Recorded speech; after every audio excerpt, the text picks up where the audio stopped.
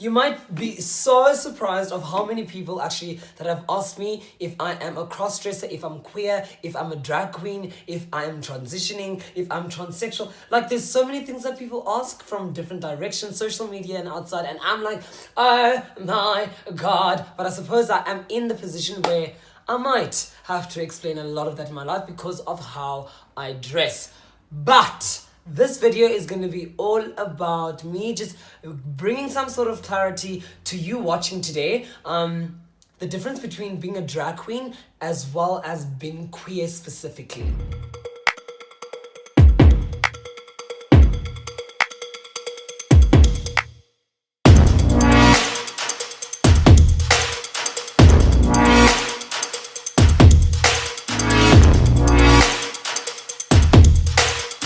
Hey beautifuls, welcome back to my YouTube channel, the home of rainbow energy. I am Siithembs, and honestly, I bring you freshness, I bring you love, I bring you energy, I bring you a face, darling. I bring you everything that is actually beautiful. On today's videos, like I said, I'm going to be just giving you a bit of clarity, erasing that ambiguity between queers and drag queens. And also, because I'm going to be doing that, I want to give you pictures. I want you to see what I'm talking about. I am going to be using my pictures for queer specifically because it makes sense. Thank you. But for the drag queen, I am going to use my ex-dance teacher who taught me when I was still in school.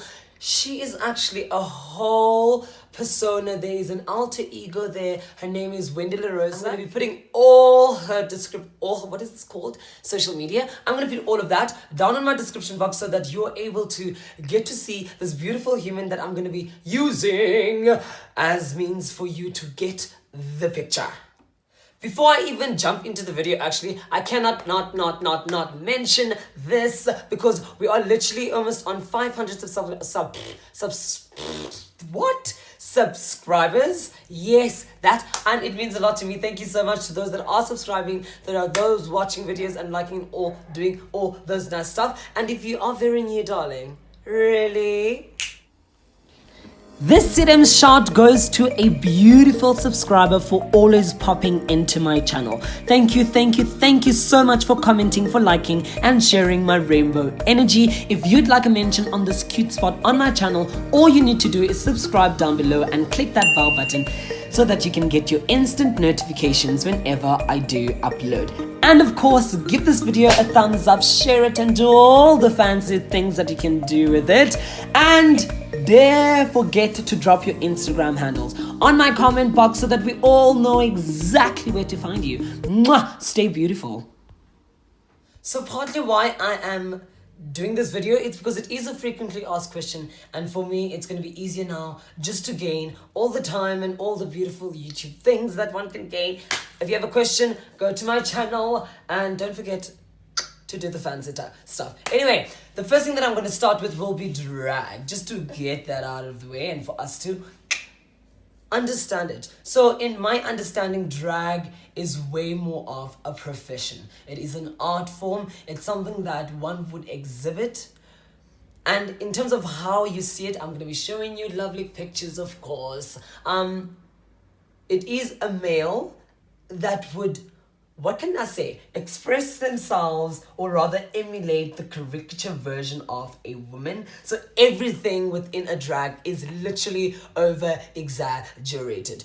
So it does depend on the character itself, but in terms of it's an over exaggeration of a woman, and it's beautiful. But the person that does go in drag is very conscious about the look they're going for and where the curves will be, and there's nothing to say that all the parts will be hidden. They're tucking. This is professional, ladies and gentlemen. We will go for the big lips if need be, or accentuate the color so that they pop out. The makeup is extravagant. It's in your face. It's loud. It's beautiful, but there's something clear that I've definitely drawn out here, and I can possibly do it again over and over because this is my character. And then even the hair. Sometimes the hair is honestly way bigger than what a normal girl would have. It's not that sleek at the beach, darling. No, it's a matter of, it's a wig, but it's not just any wig. It's it's a wig.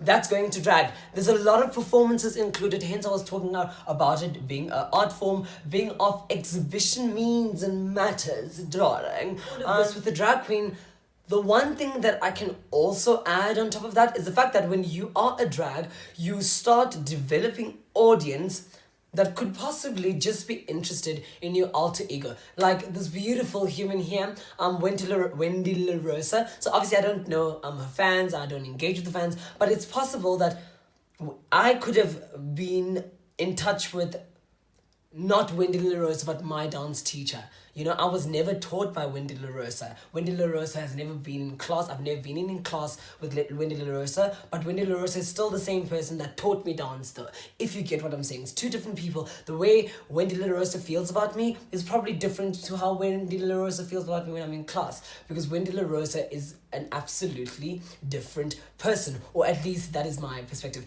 And yeah, again, drag queens also, the audience could possibly easily be different too. Wendy Lerosa can have a fan base, like a cute one, but no one really knows who Wendy Lerosa behind doors. And let's say as a student that was taught by Wendy Lerosa, would know exactly, not exactly, but the part of her being a teacher when it's just him. Do you know what I'm saying? So that is one big difference that I would say when it comes to that.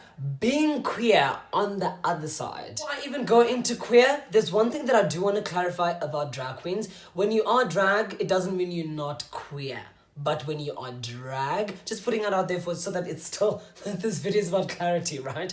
But when you're dragging, that's you're working. You're a hun that is going to go on stage. After the show, you're benefiting financially here. Whereas if you're queer, that's one of the differences. There's no financial benefit. I mean, I'm just alive. Of course, we are hitting home now. We are talking about a queer.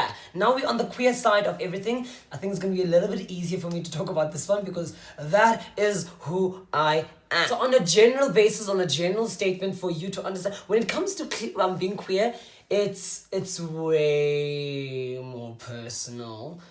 Well, being drag obviously it's a personal thing to do. It's very personal, but in terms of being queer, the way you express yourself, it's not just for stage. You're not hoping to get an audience with the way you were dressing. You are not going to get an audience actually by just dressing up and just being there and everything happens. You have a show. No, you could possibly, for instance, which is why I think I get that question, is because I do wear heels as a queer individual, and I wear them a lot, and I dance in heels, but that happens because as a queer individual, I am in love with heels, but I also happened to be a dancer, so the combination of that just makes me a performing individual that is queer, but I'm not necessarily drag. Even if I'm performing on heels, I am not a persona, I am Siithembs, and Siithembs derives from Siithembele. So it's literally just a nickname. Whereas if Wendy Lerosa, is Venzal April. Venzal April. Yes. I hope I said it right, sir. Oh my god. But yes. So there's absolutely no persona. Whatever you're getting out of this, it's my personality. It might be. And another thing about being queer is the fact that you're very experimental about just this life thing. I think that's what being queer is. You're experimental about the clothes that you wear, around the understanding, the belief of love, attraction, sexuality, gender. All of these things, you are not necessarily, I'm not saying it's a bad thing to be going one route the way it was when you arrive. It's a matter of who am I as an individual, how am I influenced with life, and what kind of decisions am I making for myself to kind of create the being that I want to be. So it's almost as if for me it wouldn't make sense if just an example for Siithembs.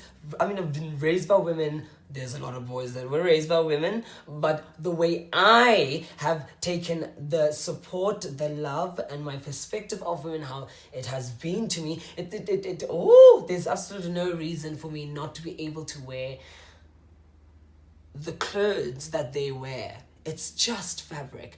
And I'm not saying I'm a girl. I'm not saying, I don't think queer girls or queer women or queer humans, queer spirits, I don't think they also feel like they boys when they're wearing boys stuff. It's just You need to understand, or we all should be understanding, that as humans, we literally do possess both sides of masculinity and femininity, and obviously according to what's there and the hormones that your hormones that you are having, and depending on what is responding to what and how, that will respond. Your feminine side as a boy can possibly be stronger than your masculine side, and it could possibly be that. Or allow both sides to experience life. Why not? Because life is beautiful.